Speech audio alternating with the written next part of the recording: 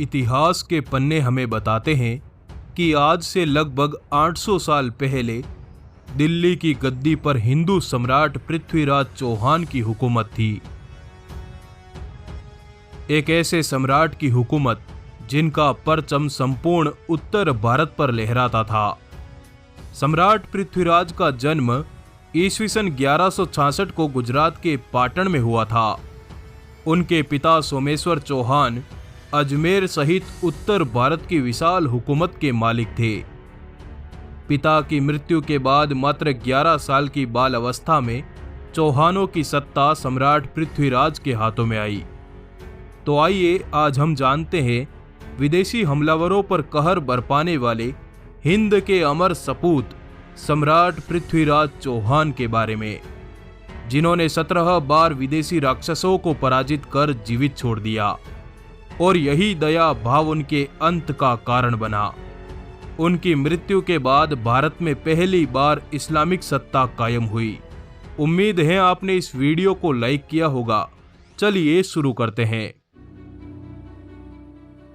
ईस्वीसन 1178 में अपने पिता की मृत्यु के बाद पृथ्वीराज अजमेर की राज गद्दी पर बैठे। इस वक्त उनका राज्य चारों तरफ से बिखरा हुआ था। उनके सामंत, सरदार और रिश्तेदारों ने पृथ्वीराज को बालक समझकर उनकी रियासत को हड़पना शुरू कर दिया। राज्य के बड़े हिस्से पर सामंतों ने अपने अपने स्वतंत्र राज्य खड़े कर दिए और फिर यहीं से शुरू हुआ पृथ्वी विजय का वो दौर, जब पृथ्वीराज एक प्रलय की भांति अपने शत्रुओं के विनाश पर उतर आए। उन्होंने गुरुग्राम में अपने चाचा की संपूर्ण सेना को उखाड़ फेंका, पराजित सैनिकों के सर काटकर अजमेर किले पर लटका दिए। इस मृत्यु के खेल में पृथ्वीराज को अपने चाचा सहित कई सौ गद्दारों को मार डालना पड़ा और इस तरह उन्होंने चौहानी सत्ता पर अपनी मजबूत पकड़ बनाई। उन्होंने अपने विजयी रथ को यही नहीं रोका, बल्कि अपने पड़ोसी राज्यों पर ऐसा सतत अभियान चलाया कि कुछ ही वर्षों में चौहानों की हुकूमत का परचम राजस्थान, हरियाणा और पंजाब की धरती तक लहराने लगा। अपनी सत्ता को इस कदर मजबूत करने के बाद सम्राट ने उत्तर की सभी बड़ी बड़ी रियासतों के साथ वैवाहिक संबंध बनाने शुरू किए। उन्होंने ज्ञात कुल 13 विवाह किए और हर विवाह के साथ उनकी ताकत में इजाफा होता गया। उत्तर भारत की हर रियासत को या तो किसी रिश्ते से या अपनी ताकत दिखाकर सम्राट ने बड़ी बड़ी ताकतों को अपने छत्र के नीचे लाकर एक कर दिया। देखते ही देखते पृथ्वीराज ने उत्तर के एक बड़े हिस्से पर अपनी हुकूमत का सिक्का चलाया।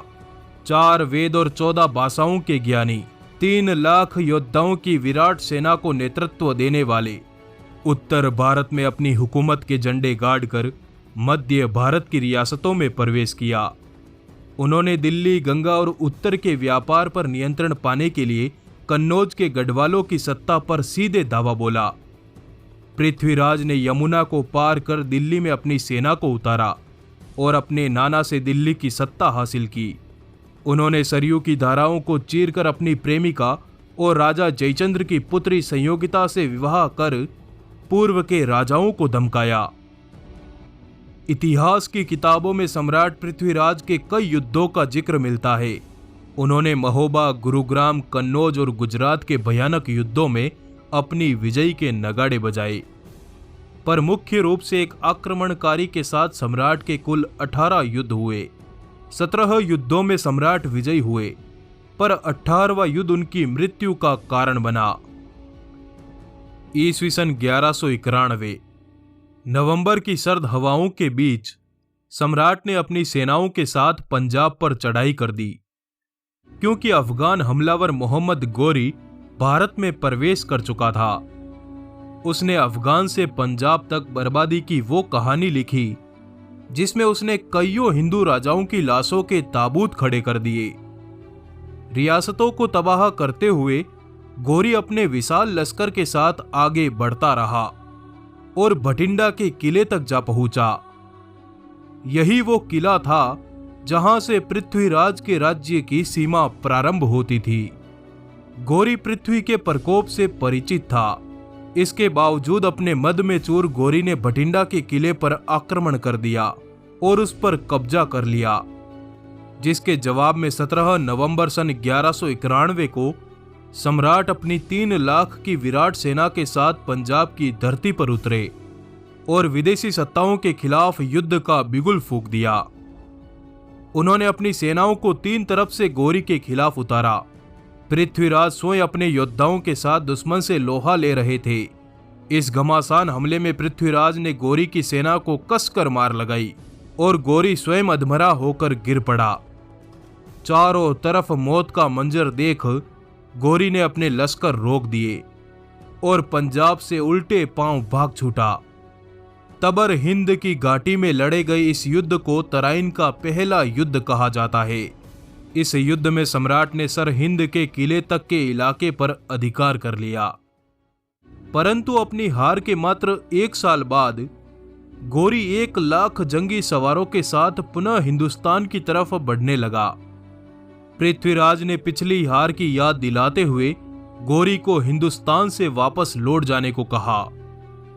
इस पर चालबाज गोरी ने अपनी सेना को थोड़ा पीछे खींच लिया ताकि वो इस बार छल से पृथ्वी को मात दे सके। अपनी सेना लेकर लौटने के बजाय गोरी ने अंदर ही अंदर अपनी तैयारियां जारी रखी।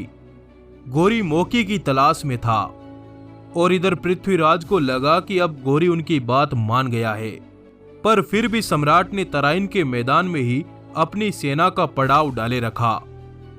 एक दिन गोरी को खबर मिली कि हिंदू योद्धा सूर्योदय से पहले और सूर्यास्त के बाद युद्ध नहीं करते। अधर्मी गोरी को यह मौका मिलते ही सुबह अचानक गोरी ने पृथ्वीराज के पड़ाव पर धावा बोल दिया और भयंकर कत्लेआम मचा दिया। पूजा पाठ में मग्न हिंदवी योद्धाओं को अधर्मी तलवार ने रक्त रंजित कर दिया। सैनिक पड़ाव को चारों तरफ से घेरकर गोरी ने सम्राट पृथ्वीराज को बंदी बनाया और अफगानिस्तान ले गया, जहां पृथ्वीराज को अपना धर्म न बदलने और गोरी की अधीनता न स्वीकारने के कारण अंधा कर दिया गया। कई यातनाओं को सहते हुए सम्राट को महीनों तक गोरी की कैद में रहना पड़ा। फिर एक दिन अपने मित्र चंद्रबरदाई की सहायता से मौका पाकर सम्राट ने गोरी को मार गिराया और स्वयं सम्राट और उनके मित्र ने भी वैकुंठ में प्रस्थान कर लिया। सम्राट की पराजय के बाद गोरी ने अजमेर, दिल्ली और फिर कन्नौज पर आक्रमण किया। कन्नौज में इस्लामिक सत्ता की स्थापना के बाद कन्नौज के राजपूतों और ब्राह्मणों ने अपने मूल स्थान को त्याग दिया। आज इनकी पहचान कन्नौज या गोत्र के ब्राह्मण और राजपूत के रूप में की जाती है। आपका आभार, धन्यवाद, जुड़े रहिए।